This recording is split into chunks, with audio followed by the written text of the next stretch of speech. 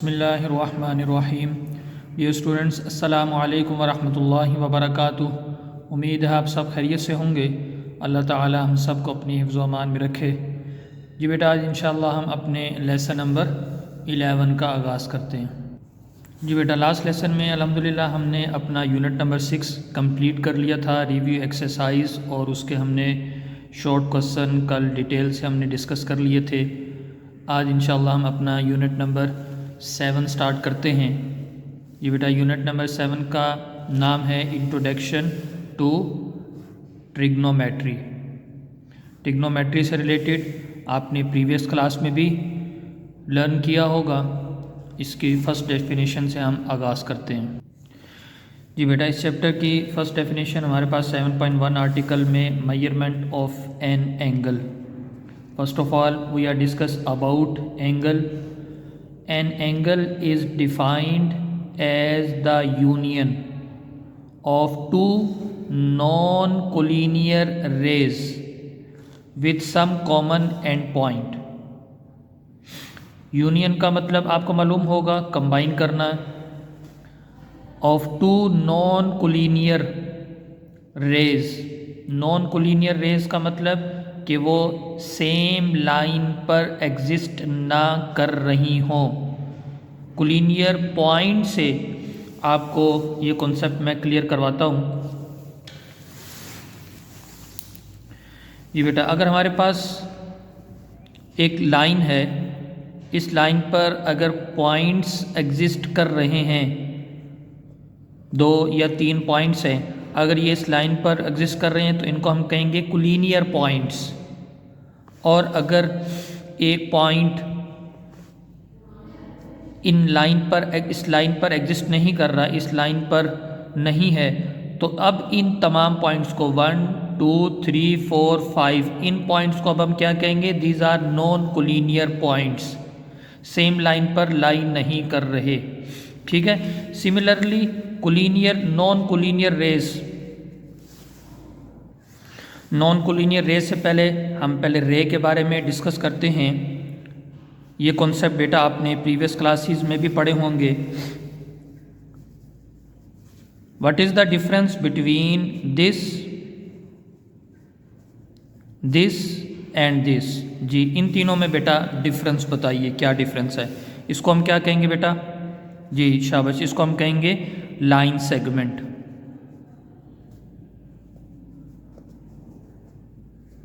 जी, और इसको हम क्या कहेंगे? इसको हम कहेंगे लाइन। और बेटा इसको हम क्या कहेंगे? जी, इसको हम कहेंगे रे।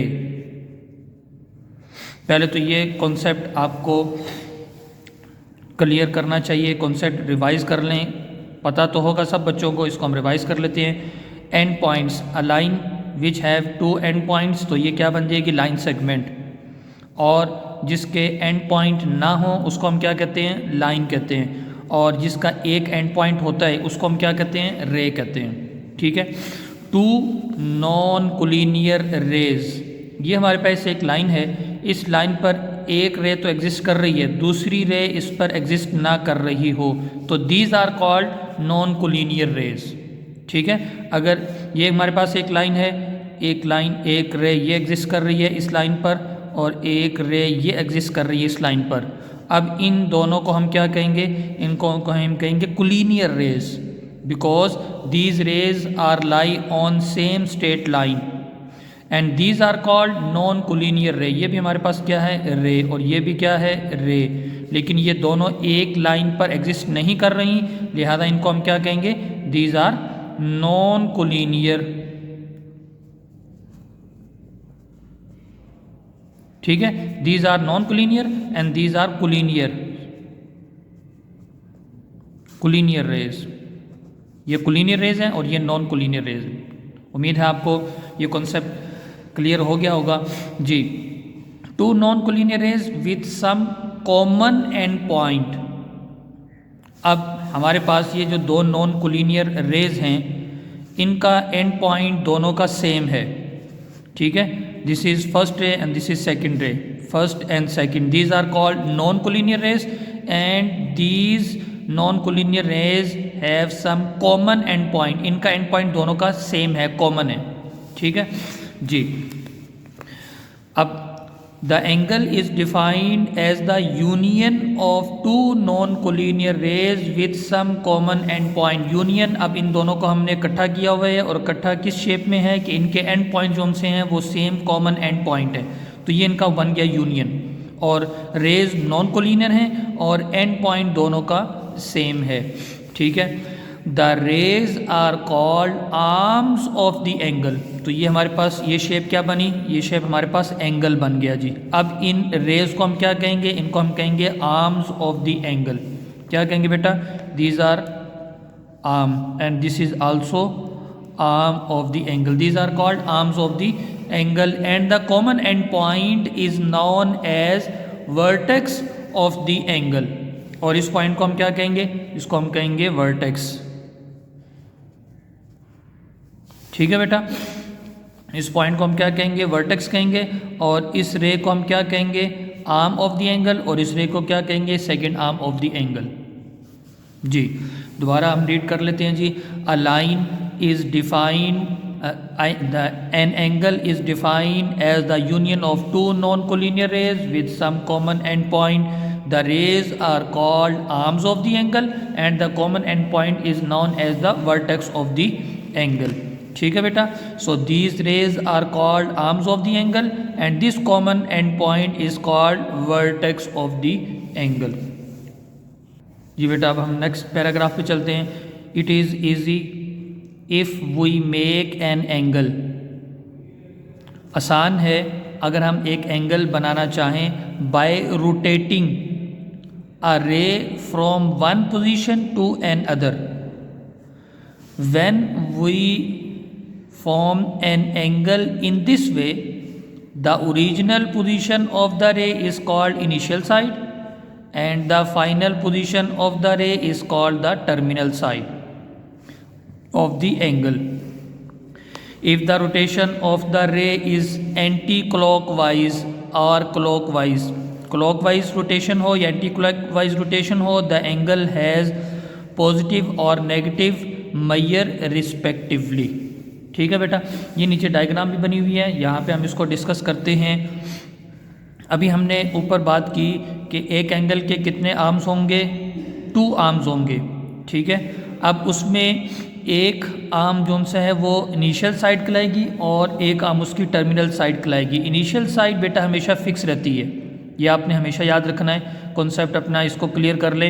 Initial side is always fix and terminal side, इसको बेटा हम रोटेट करते हैं, ठीक है।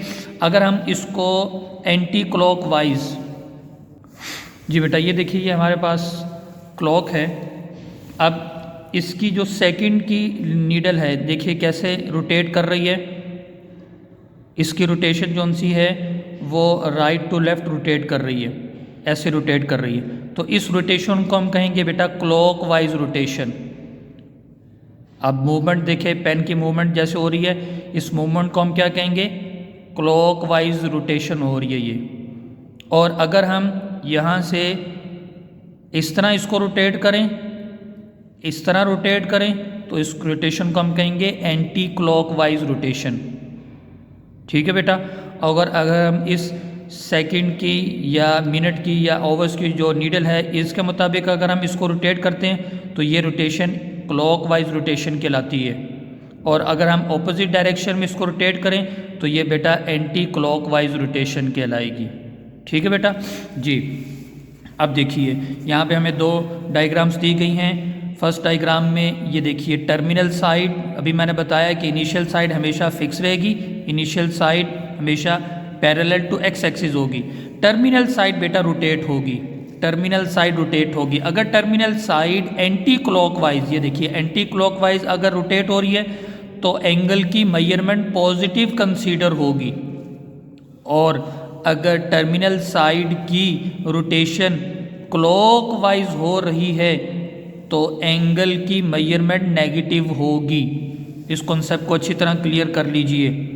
आमतौर पर यहाँ पे मिस्टेक ये होती है कि क्लॉकवाइज को हम पॉजिटिव कंसीडर कर रहे होते हैं, एंटी जो सा वो सारी बात नेगेटिव को ही रिप्रेजेंट करता है, तो एंटी से हम नेगेटिव कंसीडर कर लेते हैं। ये कॉन्सेप्ट यहाँ पे थोड़ा सा मिसअंडरस्टैंड हो जाता है। इसको अच्छी तरह क्लियर कर लीजिए कि जब भी रोटेशन टर्मिनल साइड अगर क्लॉकवाइज रोटेट होगा तो एंगल की मेजरमेंट नेगेटिव होगी, और जब terminal side anti clockwise rotate होगा तो एंगल की मेजरमेंट क्या होगी? पॉजिटिव मेजरमेंट होगी। ठीक है बेटा, उम्मीद है ये कॉन्सेप्ट आपको क्लियर हो गए होंगे। अब हम अपनी एक्सरसाइज 7.1 पर चलते हैं। जी बेटा, 7.1 exercise question number 1 according to smart syllabus, इसका हमें पार्ट नंबर 2, पार्ट नंबर 3 और पार्ट नंबर 7 सॉल्व करना है। क्वेश्चन नंबर 1 है जी, locate the following angles. Part number 2, इसको हमने लोकेट करना है, ड्रॉ करना है। 135 एंगल ड्रॉ करना है और -150 डिग्री एंगल हमें ड्रॉ करना है। जी बेटा, पार्ट नंबर 2 हमें गिवन है 22 × 1/2 डिग्री। तो इसको बेटा हम पहले कन्वर्ट कर लेंगे डेसिमल में, 22 और इंटू 1/2 डिग्री, तो 1/2 मीन 0.5, तो ये हमारे पास एंगल बन जाएगा 22.5 डिग्री। इसको हमें लोकेट करना है। अब इसको कैसे लोकेट करना है? जी बेटा, यहाँ पे हम एक वर्टिकल लाइन और horizontal line mean X axis और वाई एक्सिस ड्रॉ करेंगे। This is Y axis and this is X axis.